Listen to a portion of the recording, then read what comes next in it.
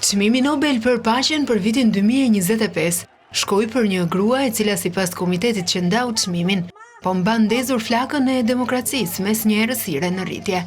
Politikania e opozitës në Venezuelë, Maria Corina Machado, mori çmimin Nobel për paqen si një nga shembujt më të jashtëzakonshëm të guximit në Amerikën Latine në kohët e fundit.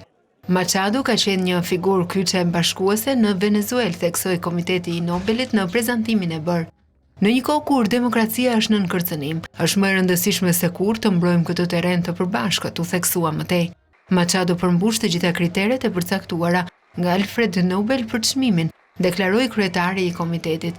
Ajo ka bashkuar opozitën e vendit duke qenë e palëkundur në mbështetjen e saj për një tranzicion paqësor drejt demokracisë.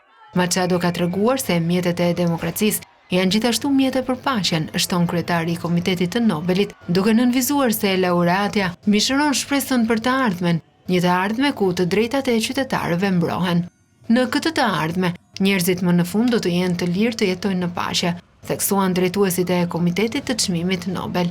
Ky çmim shoqërohet me një çek prej 1.2 milion dollarësh dhe është një nga çmimet më të rëndësishme që një person merr në karrierën e tij.